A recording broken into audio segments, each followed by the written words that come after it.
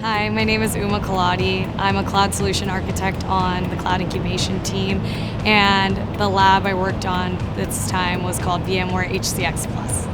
This is an ISIM lab, so it's a click-through demo of how to deploy VMware HCX Plus, which is kind of the SASE version of HCX, which is an already existing solution, and we go through a migration of a VM as well. Really, anyone who is interested in HCX for multiple sites. A lot of our customers already use HCX, and since this is a easier way to deploy and get all the functionality of it, that's kind of the person this is targeted towards. Yeah, so in the lab, you really just walk through the deployment process of VMware HCX Plus. So you create sites, you name them, you deploy the OVA files, and then you create a site pair, so that allows you to have the connection between site A, site B, things of that nature.